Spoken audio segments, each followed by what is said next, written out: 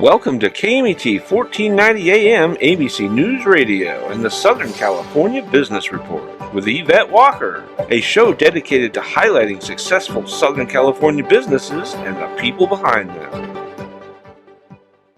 Welcome and thank you for joining Southern California Business Report on ABC News and Talks, KMET 1490 AM, 98.1 FM, and KMET TV.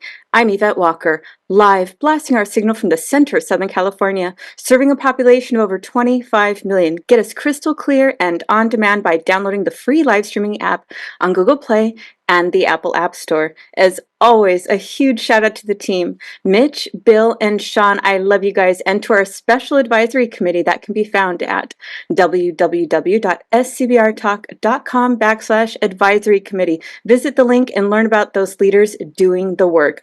Okay, everybody, are you ready for a part two of this brilliant Mayor Paul Leon, who has been serving the City of Ontario for over 25 years, 15 of them as mayor, who is dedicated to the betterment of youth in his home region.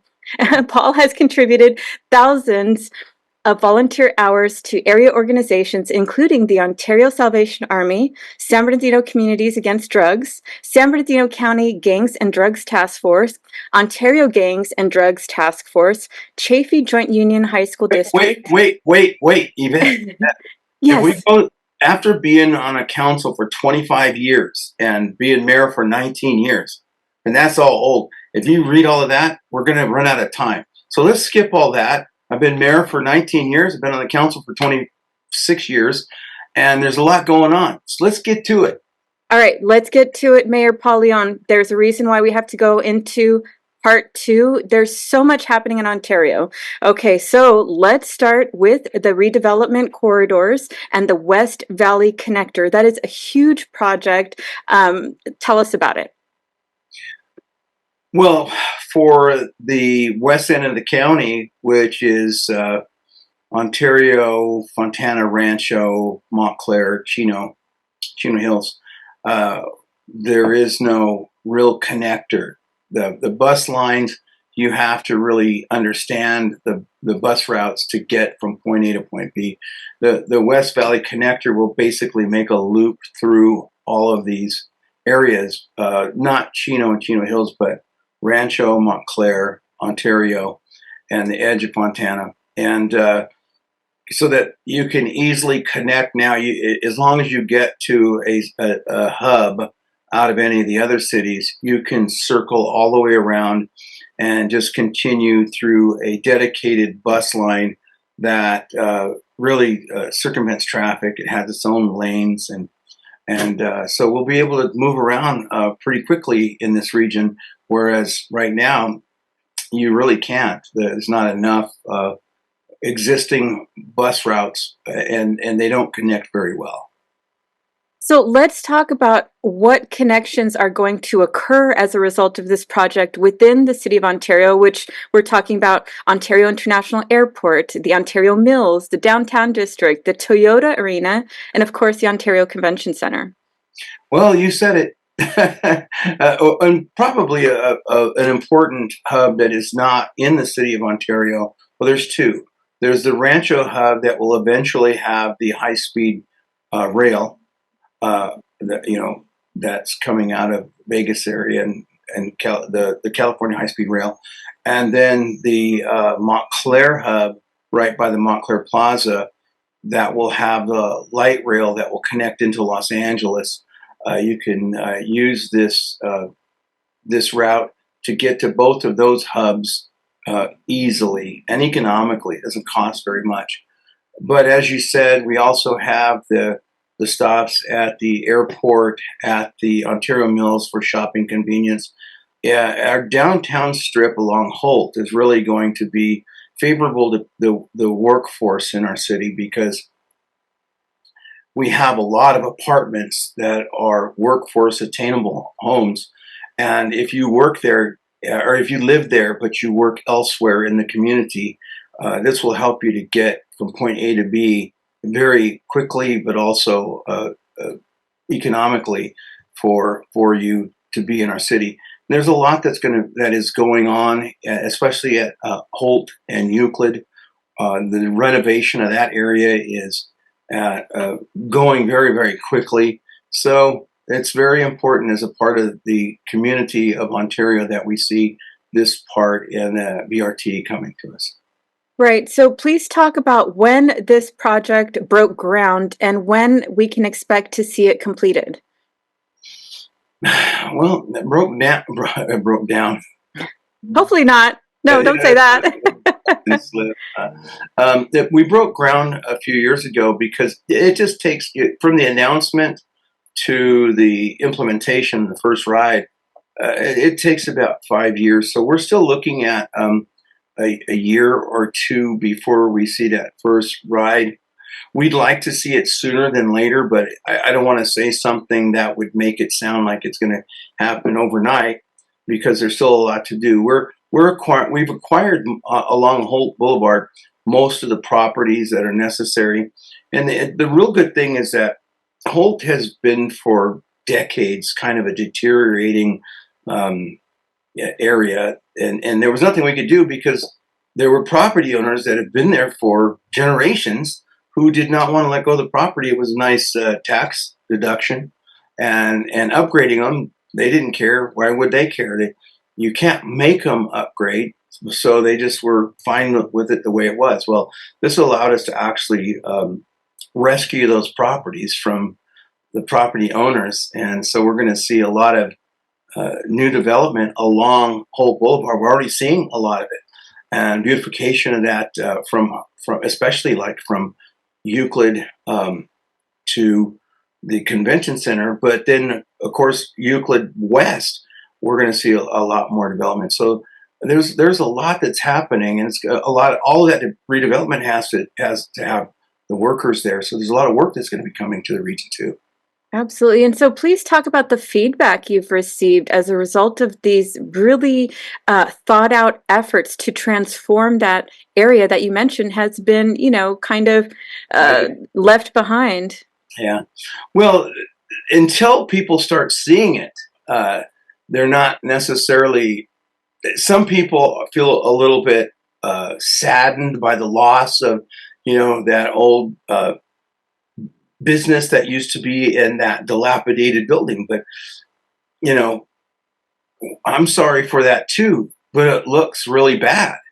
And when we are trying to do our best to upgrade the aesthetics of the city of Ontario, you have to do something significant. And so all of this capturing of the properties to make this BRT has been an advantage to the city in our plan to redevelop the city, especially in the blighted areas like this.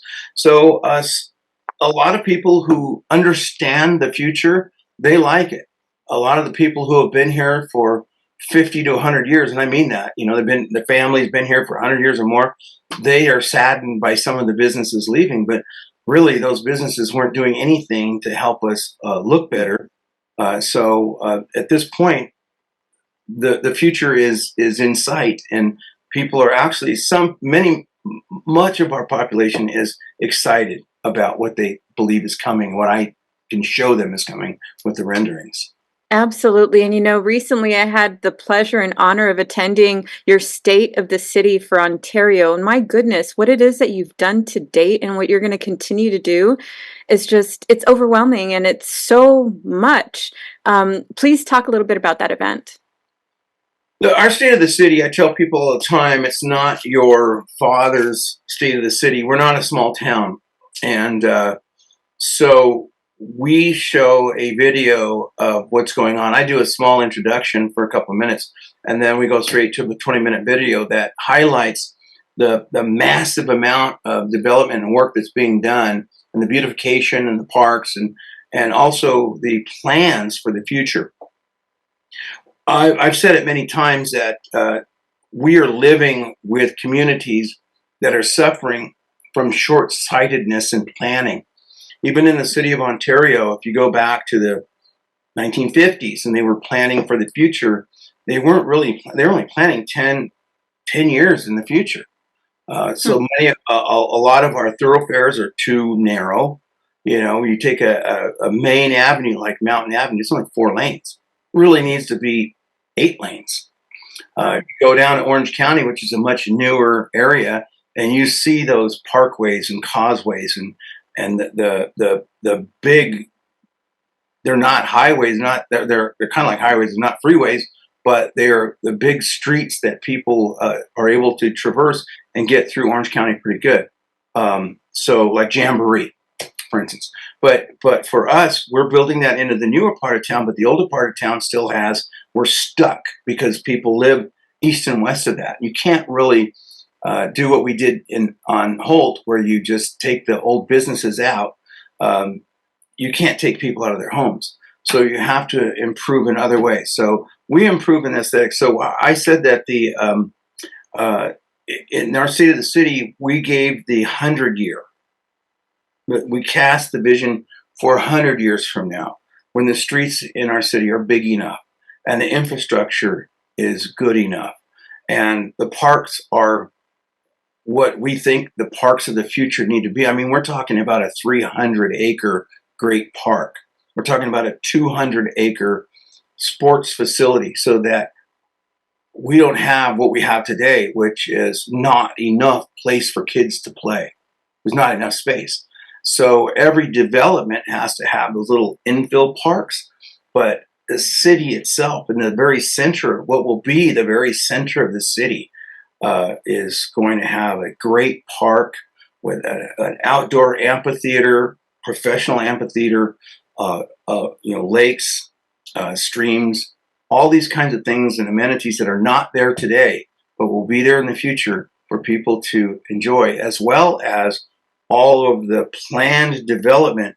So you don't have the wrong kind of development sitting on top of the wrong kind of neighbor. Now, to give you an example, you don't want to have single family homes and then just north of them, because the view in Ontario is north to the mountains. Right. So you wouldn't want to plan a single family home development and then just north of them put in warehouses that are, the new kind of warehouses, 1 million square foot or 3 million square foot on top of each other. So the houses, they can't even see the mountains.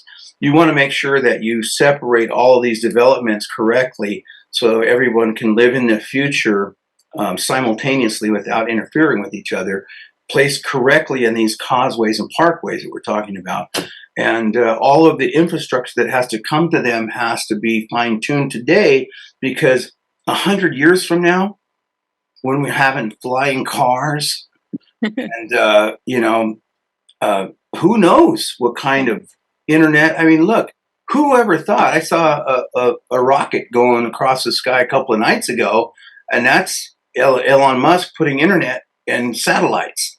Who would have thought of that 10 years ago? Really? Who would do something like that? Well, the future in technology is advancing so fast. We're doing our best to understand what that will look like in 100 years from the ground up. And we're making sure that Ontario is built with the future in mind. And that's what our 20-minute video shows.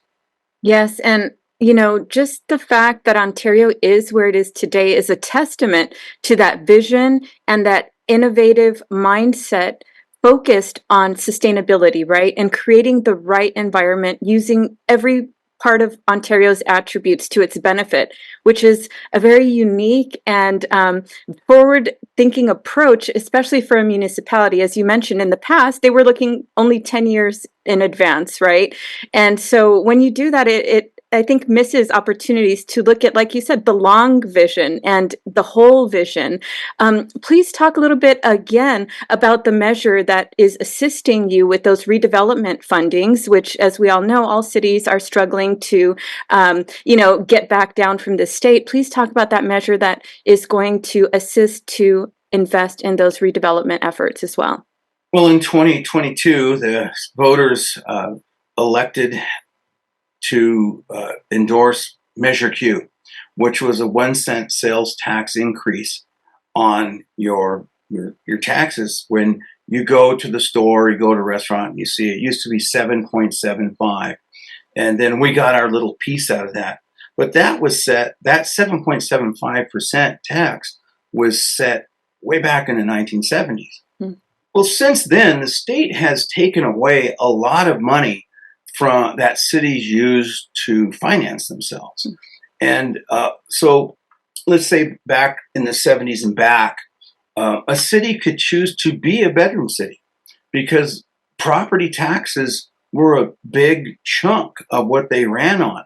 Also, ERAP, or what happened in 1990 was ERAP, where they took the money that you're given to deal with the issues of schools, like parking and traffic and everything else. They took that and said, "Oh, well, the schools will use that themselves at the state level," and it never trickled its way back down. Mm-hmm. They took in 2014, just overnight, took redevelopment, where you could take a blighted area and save on the tax payrolls from those properties for years until you had enough to use it to improve all of those properties. They took that away.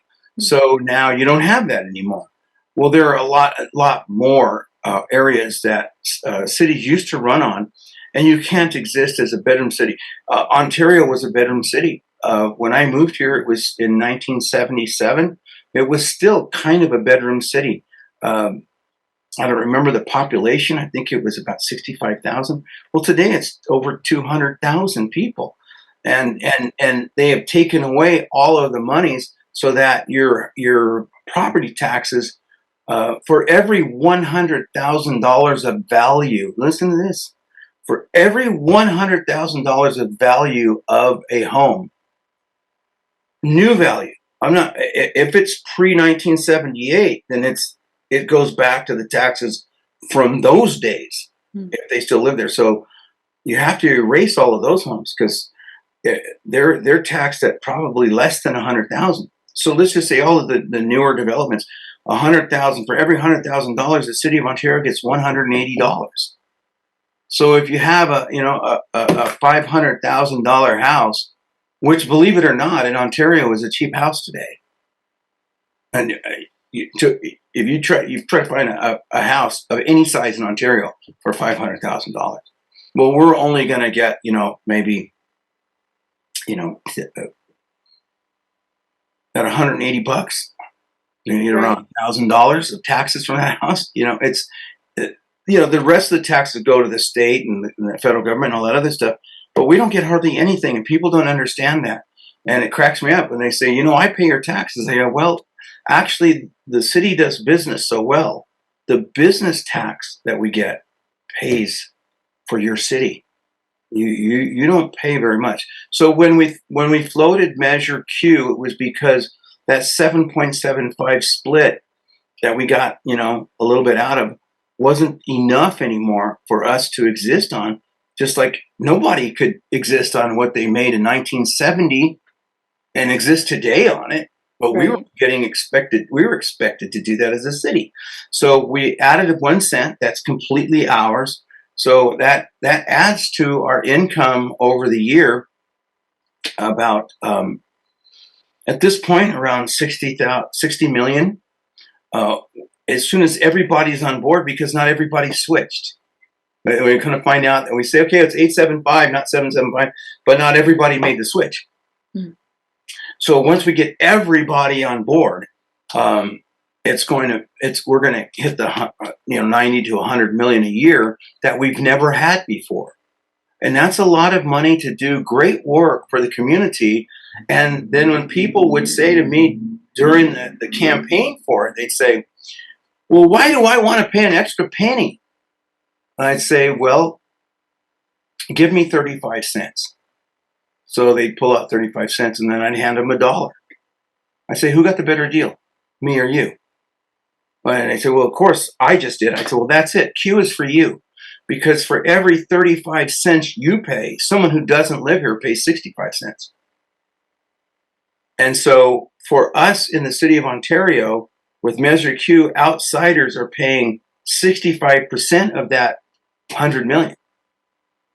And it should be that way because they use our city and then go home. Right. And as you mentioned, the property values in Ontario are just skyrocketing, really. So the more you invest, the higher your property values go. So that 1 cent sounds like a really good deal, right? To have those improvements, to have those services, to have those top of the line amenities to show for and increase everyone's property value.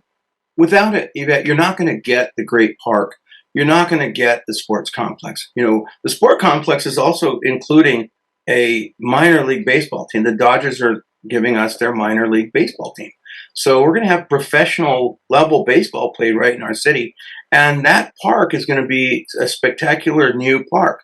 We also have the new entertainment venues where we're redesigning the arena area. We're increasing the size of the arena by over maybe about almost twice, maybe 1.5 plus. So we're going to go from a 10,000 seat to a 15, 16,000 seat arena, which will get us the big shows now. And then all around that arena is going to be a lifestyles kind of a LA Live, or I like to say Universal City Walk. It's going to be more like that, with entertainment and dining and liveliness and all this stuff going on all the way around the arena, along with homes. You can actually get an apartment right there in the mix of all of that. So there's a lot that's going to be happening there, as well as we have the Five Diamond Hotel coming in, the increase of the doubling of the size of the convention center. And along with that, we're going to have that Five Diamond Hotel there across the street from it. All of our hotels are actually in the negotiations to improve themselves a lot. So we're going to see a lot as far as the entertainment value of our city. And this also plays back into the quality of life. As long as I've been here, if I've ever really wanted to see anything really, really good, I have to go to Crypto, or I have to go to SoFi, or I have to go. Well, now when we're getting close to finished, you're not going to have to go to those Los Angeles or Orange County venues. You're going to get to do it right here in town, and that stretches all the way into Riverside, San Bernardino County, San Bernardino City, all around us. Everyone will enjoy the improvements that are happening in the city of Ontario as far as entertainment and dining go. Absolutely. And that Measure Q, I love that it's earmarked money, not only by residents, but by those, like you said, 65% that are not residents, earmarked specifically to improve the city of Ontario. That is true taxation with representation. The money's going to stay in the city. It's not going to go off to other, entities and then hope it returns, but it stays in the city. And it's so exciting to hear of your long-term vision and your plans to really enhance and elevate the lives and the experience for residents and surrounding communities within the city of Ontario. I always say, you do better than me. I don't need to say anything. I should just say, what do you think, Yvette? And then you just go run wild, tell everybody everything. You do a great job. Well, it makes sense, right? And I know it's difficult for communities to hear because I know that this has been an effort that has been duplicated in other communities, surrounding communities, that was unsuccessful. But when you really look at the big picture and you see the opportunities, it absolutely makes sense. 1 cent is nothing to invest in, just elevating everyone's property values, having the funds to address those infrastructure issues, the service quality issues, and to be able to provide that infrastructure that we're supposed to see with our tax dollars, but knowing that it's staying there in our city, in our communities. Your city leaders have to be responsible, but Yvette, I could really get into our state and federal leaders too. I don't think that because they are not as close to the residents, they don't necessarily respond as well to the angst of the people. I think that we're kind of forced to do a better job because we're so close. I go to the grocery store, and Cheryl and I were at a store the other day, and it was so funny that this lady just turns to me and says, well, what kind of kitty litter should I buy right here? And I look at her, and my wife's the cat lady. Yes. And she had seen Cheryl, and I'm going to call her the cat queen. Yeah. She recognized Cheryl, then she turns to me and she goes, well, this is the mayor, and this is his wife, and they should know. And I'm like, how crazy is that? If I was a senator or a congressperson or an assembly member, they would know who I am. And those people at those higher levels of government, they should be as responsible to the people, but they're not. So they make decisions like that are crazy. They make crazy decisions because when it's all said and done, they make so much money, they don't really have to worry about, financially being burdened. But like this, I know we're getting off of Ontario, but you take this $20 an hour minimum raise right now. I know that they thought they were going to help hamburger workers, but the reality is, if you thought it through, now look at how many people working at hamburger stands are getting fired and getting like, oh, the chains are closing, all this other stuff, and the food is going through the roof. They can't afford it now. They don't work now. It's like, didn't you think about this? In the city of Ontario, and you kind of mentioned it, other communities have tried things and they failed. We actually, we go through a process of thinking through, what if we do this and it fails? We got to make sure that we thought it through in every way to make sure that it does not fail. So what do you have to have? And even if you see something that isn't being as successful as you'd like, if you see something that isn't being as successful as you like it, then how do you adjust to make it successful? And the greatest example of that is our arena. Absolutely. And we're on a break now, Mayor, so give us a moment. We'll be back in a couple minutes. Yvette Walker here with ABC News and Talks, Southern California Business Report, here today with Ontario Mayor Paul Leon, visionary leader and catalyst for positive change in the vibrant city of Ontario, California, in this Part 2 segment, with an unwavering commitment to improving the quality of life for its residents, positioning Ontario at the forefront of economic growth and community development, and attracting businesses that are creating sustainable employment opportunities when we return.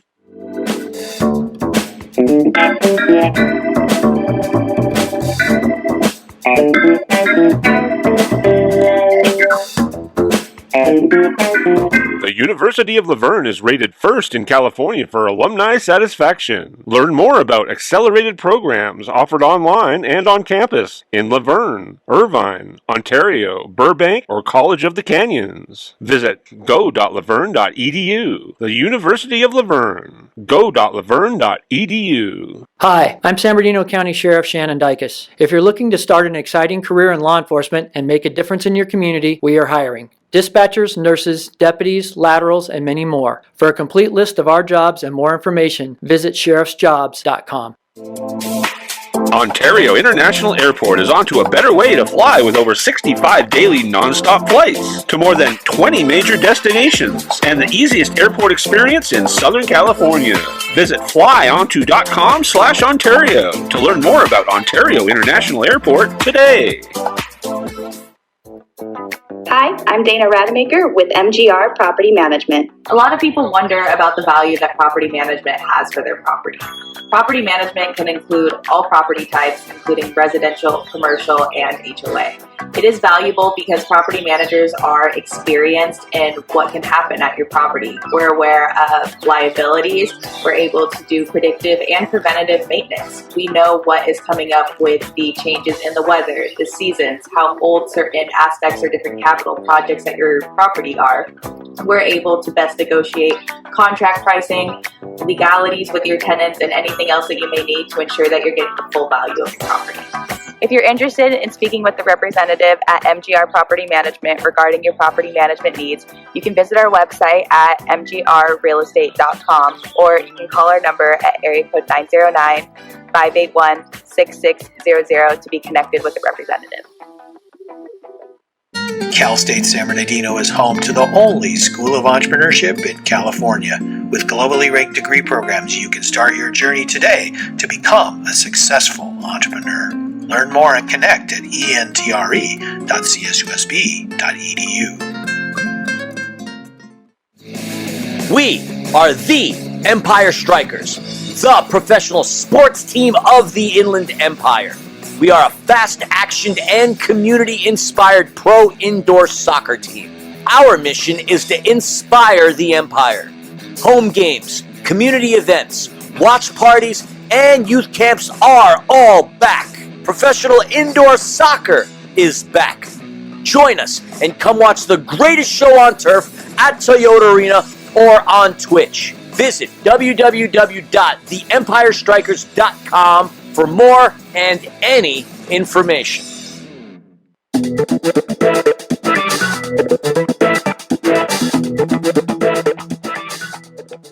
Welcome back, everyone. Yvette Walker with ABC News and Talk Southern California Business Report here today with Ontario Mayor Paul Leon, visionary leader and catalyst for positive change in the vibrant city of Ontario, California, in this two-part segment with an unwavering commitment to improving the quality of life for its residents, positioning Ontario at the forefront of economic growth and community development and attracting businesses that are creating sustainable employment opportunities. Thank you again for being with us, Mayor Leon.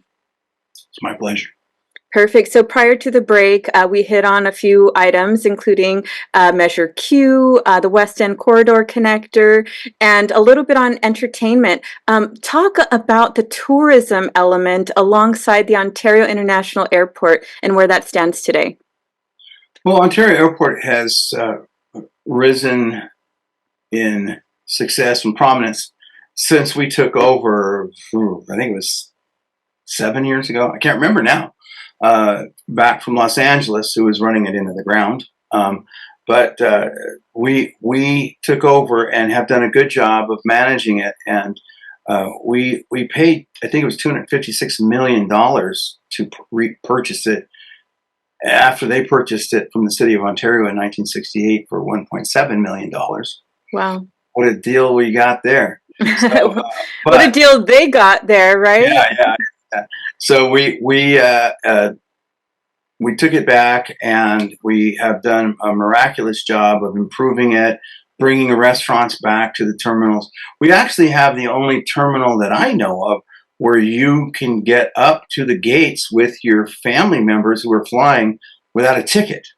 You can check in as long as you go through TSA, and you have to check in on a kiosk there. You can get all the way up and wait for the plane and watch your family leave and eat with them, and you don't have to go. You can come back downstairs. That's very convenient for a lot of people who want to be with their family until they leave or wait for them at the gate when they come back.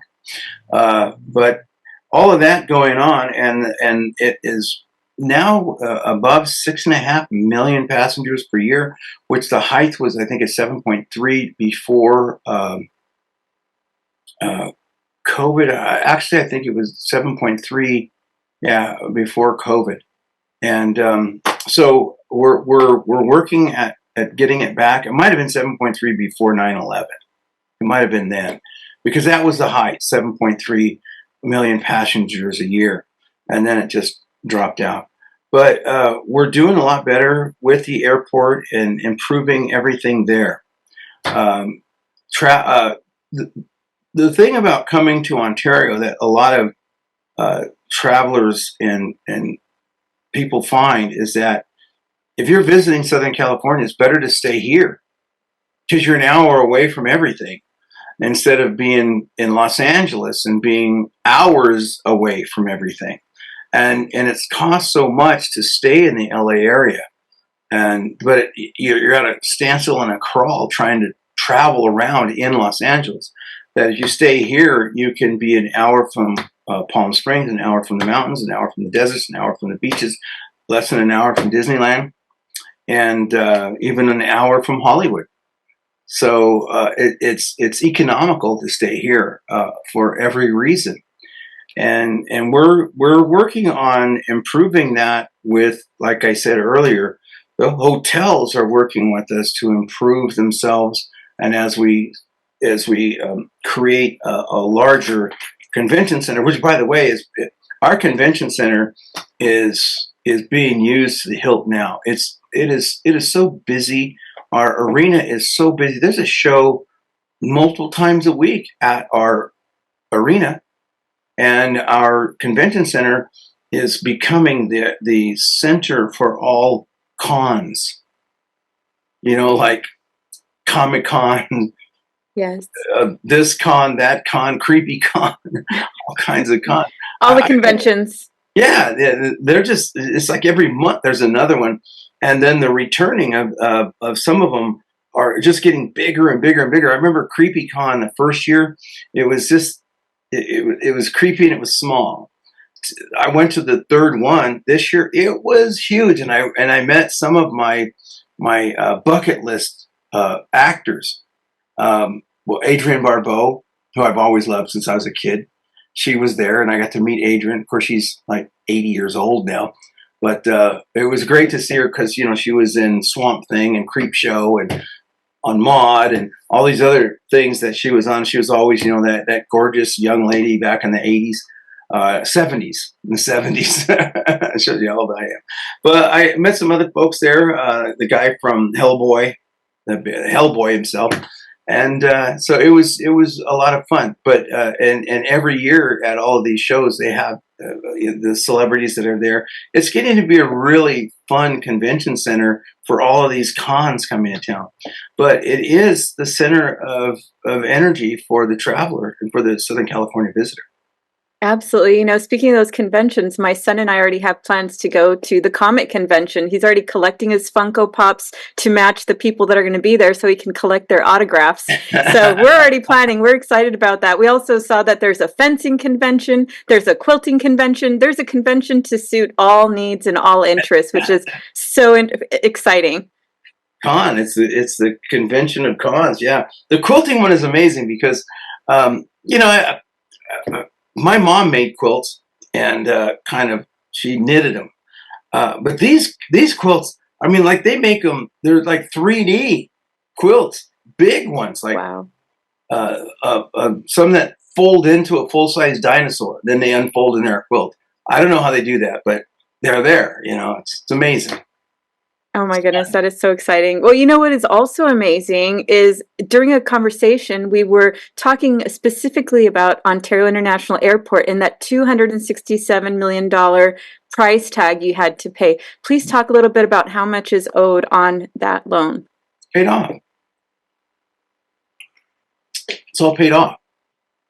So what does that mean? Everything, the revenue that's generated gets to be poured back into the airport, it sounds like. Yeah. Okay. So that was, there was kind of this time we had to bite the bullet, and they really had set it up with Eric Garcetti was the mayor of LA, and I had been talking to Antonio Villaraigosa. So gosh, I guess it's been 8 years. 8 years. Eric Garcetti was the mayor. He was a brand new mayor, and he was. I met with him to talk about this stuff, and he said because Antonio Villaraigosa was dead set against it. He was like, we're not going to ever sell you that airport, and I'll tell you in person sometime why. But he had a reason why. But when Eric Garcetti was elected right away, because it had become quite the controversial public issue. I don't know if you remember, like Tommy Lasorda was making commercials for us, and other celebrities were making commercials for us, saying, you got to set Ontario free, all that stuff. And but Eric Garcetti told me it's not a matter of if we will sell it back; it's when we sell it back. And he told me we were at the U.S. Conference of Mayors, and we were back in Washington D.C. And he said, "Look, Paul, we have to do it at such a number that you're not embarrassed and I'm not embarrassed." And so I said, even if we make it, which was like $267 million, and he says, but we'll make it such a deal that you can stretch that payment out as long as you need to. You can stretch it out 10, 20 years, whatever. Well, that means that you're always connected, right? Right. So we didn't set on the dollar amount then. That dollar amount was settled when I wasn't even present. And then when it was settled and we agreed on it, and we did get the timing, but we paid it off as soon as possible just to get rid of the Los Angeles connection. And there was always, when you're owing them, there was always this lingering connection. We didn't want that. So we bit the bullet and just took the revenues and paid it. But the rules for the FAA are that the Federal Aviation Administration, and you said it correctly, all of the money that's generated at an airport has to fold back to the airport. You can't take it off the airport. You have to spend it on the airport for improvements or lowering fees to the airlines so they can lower the fees to the passengers. So you have gate fees, you have taxi fees, you have runway fees. You have all of these fees that are charged to the airlines. And so we've been pouring as much as possible back into the improvement of the facility because they had deferred maintenance is a nice way of saying they didn't do anything for years. Right. And so catching up with all of that. If a toilet stopped working, they just saran wrapped it and said it's out of order. Stayed that way for years. So the right now we're redoing parking lots and runways. The runways haven't been redone. So in order to get it back up to speed, we have to start, continue to funnel all of these finances back onto the improvement of the airport itself. And so we're doing as much as that as we can before we get to that break-even point where we can start lowering fees to the airlines to where they can say, okay, this is where we're going to really grow. And what really makes an airport grow, it isn't low fees. It's connection flights. So if you come here and you need to go to San Francisco or you need to go to Denver, you need to have a flight. But if it isn't here, what are you going to do? You're going to go to LA where it has it all. So we will grow up on the day that we have connecting flights to most major cities in the country. Right. And I understand that the airport also owns a lot of acreage surrounding the airport as well. Are there plans to invest and to develop that land to service the needs of the airport and passengers as well? Who have you been talking to? I listen. You know more people than I do. Yeah, you're pretty well informed. I don't get this. Yeah, we do have the airport owns property, FAA property, that has to be used for airport related uses. And those are being developed as quickly, but also as wise as possible. You don't want to just let them go to anybody. You want to let them go to the businesses that are going to help you grow and stay solvent in the distant future. You don't want to gamble with the companies. Let us have that property, and then we're going to. And you want to work with a company that has a history. Yeah. Absolutely. Well, that's exciting. I'm excited to learn about what those future projects are as well. Well, it's all basically warehousing. There isn't a lot else you can do because it has to stay low population. So, warehousing is really it, whether it's cold storage or just storage or this logistics and transportation, transfer stations to get from the airport to a truck, to a train, all that kind of stuff. That's what has to be. If you just look to Los Angeles, as you're driving into Los Angeles, all you see are office buildings and warehouses. And so it has to be all of that kind of airport related property use. Right. Data centers as well, right? They require large areas to house all the servers and such. Very exciting things. I'm really excited to see what the future of that area looks like. So let's talk about downtown Ontario, because one of my favorite places to visit is the place that your beautiful wife Cheryl introduced me to, which is Mestizas Coffee and Cake House. Right across the street is the beautiful Museum of History of the City of Ontario, which has just their new exhibits, especially surrounding water. It's so exciting. I love to go have my coffee, stroll across the street, and enjoy the museum. Please talk about what's happening in downtown Ontario today. The redevelopment of downtown has been promised by the City Council for the 25 years I've been around and more. As we would begin, as I said, the state would take away things like redevelopment dollars. Just as you get really into the mood and the speed, everything was happening, they'd come and take away revenue. And all of a sudden you have to halt. Laws change and your ability to capture property changes. So it was just an atmosphere of gloom. And there wasn't a lot you could do, and especially at the turn of the century, 2000, we were going like gangbusters, and then bam, there goes redevelopment. Right. why? Why, Jerry? I even saw Jerry Brown one time. I said, why did you do that? And he said, we had to balance the budget. I said, okay, so you do it 1 year and then you just continue. Nope. We had to stop the bleeding. That was what was causing some of the bleeding, that money. Now it's all ours all the time. But you killed the goose that laid the golden eggs, because we were redeveloping properties which were generating more taxes than the blighted properties that are still there. Come on now. And he didn't see it that way. He just said it was this money and he was blaming it on inappropriate uses. Well, then bust them, not us. So today we are investing with the businesses to improve the entire downtown with like we have the bike lanes that are completely in. And so we have kind of sustainable living, the park. We have Town Square Park, which we do a lot of events in. That, of course, that never happened before the 2000s. Actually, before we built it in, I think, 2015.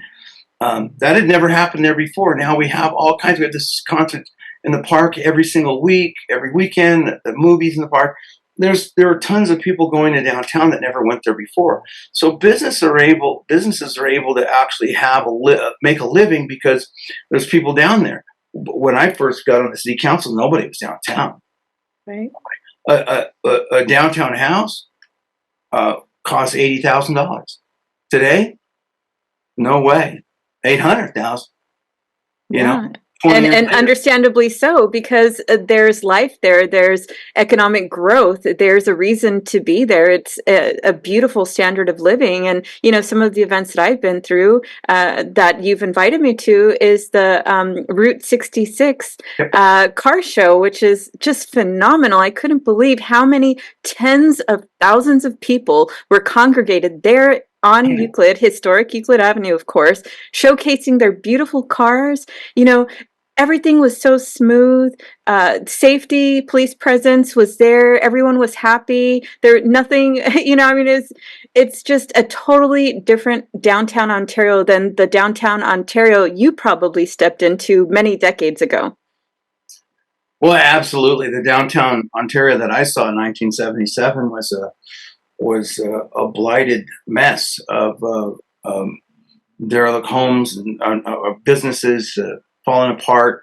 I think 3 or 4 buildings burnt down just from misuse. There was I'll never forget the Orange Hotel that was kind of like the Notel Hotel, a 3-story hotel right downtown, burned down to the ground one night. At the theater, there was a Pussycat Theater. It burned down to the ground. It's like, well, that probably needed to burn down to the ground, but there was just things were going on like that downtown. Well, today, even Mestizas was a location for it has a history. I don't know if you know this, that where Mestizas was the very first Miller's Outpost. Wow. So, my goodness. The very first original ever. Ever. Wow. It was, I knew Dave Miller, God rest his soul. He has a lot of property still out by the airport that it was his and his family. They still own it. But Dave and his brother Lou had what they called Miller's Trading Post. And it was where you could go. It was almost like there's still one in Pomona, like a military surplus store. It was like that. You could buy all this stuff. And then he started kind of getting into the jeans and the whole Western wear, and turned it into the Lou and Dave. It was Miller's Outpost, and Lou broke off and started Lou Miller's thing. But anyway, Miller's Outpost started right there where Mestizas is. That was the original showroom. Wow, that is remarkable. Grew into a international clothing store, branched off in all kinds of different things, and of course it ended its years as Anchor Blue. The final years were the Anchor Blue stores, which were jeans, right? And I remember I used to go school shopping there sometimes. My favorite 501 jeans were sold there. So yes, I know exactly about Miller's Outpost. But so what can we expect briefly for the future of Ontario as you continue to lead this beautiful city? Well, we're very proud of Ontario Ranch, which is the conversion of the old dairy lands from agricultural to modern lifestyle. And some people misunderstand. They say you should leave the farms alone. Dairy farms is a misnomer. They're not really farms. They are milk industrial machinery. And I don't look fondly too much at it. And I have some friends that are dairy people, and it's not a knock on them. They do what the world needs.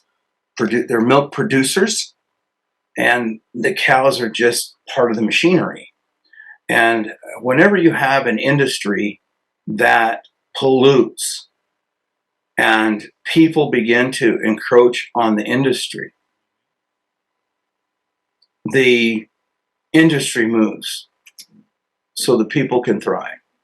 Absolutely. And people are thriving throughout the city of Ontario. I'm so sorry we're coming to a close, but you know what? Maybe there's time for a part 3, Mayor. That'd be great. So the Ontario Ranch is transitioning from dairy to developments, and we're doing a great job. We're the number 1 development community in the state of California and number 5 in the nation. So exciting. Thank you so much for your vision and your dedication to transforming the heart of the Inland Empire. Again, a 20,000 plus square mile area in the region, and Ontario is at the heart of it. Thank you so much for being with us today, Mayor Leon. Thank you, Yvette. It's always a pleasure. All right, everybody. Saturday, April 27th, join Rotary District 5320's Marching for Mental Health at Yorba Linda Regional Park and be part of the movement to promote wellness for all. $25 for individuals, $100 for teams, $10 for interactors, and kids 12 and under. It's going to be at Yorba Linda Regional Park, located at 7600 East La Palma Avenue in Anaheim Hills, California. Call 714-921-1881 or visit www.marching4mentalhealth.org. Young Visionaries Youth Leadership Academy will be hosting its annual awards gala with the 2024 Mayor's Sneakers Ball theme on Friday, May 17th from 5 to 9 p.m., taking place at Cal State San Bernardino, featuring mayors Aquanetta Warren, Liz Becerra, Helen Tran, and Deborah Robertson. Call 909-723-1695 or email gala@yvyla-ie.org. Sponsorships and tickets are still available. Don't forget to find us on Facebook, YouTube, LinkedIn, and Instagram. Check us out on scbrtalk.com. Don't miss my interview with Lily Vasquez and Eddie Sumar on World Autism Day. Lillian is on the air with KBCR, the public media radio and television station serving the Inland Empire region. And Eddie Sumar is the founder of ERS Consulting Services in Rancho Cucamonga. Next week, we will have Art Guevara, a PGA who has been a part of El Prado Golf Course for the last 4 years as a tournament director and head golf professional. He has been a member of the PGA of America for nearly 25 years. El Prado Golf Course sees over 100,000 rounds per year. They're an affordable alternative to most frequented courses in the area. Art also enjoys teaching golf to juniors and adults, along with creating teaching programs for El Prado Golf Academy that caters to all types of golfers. You do not want to miss it. We will see you all next week.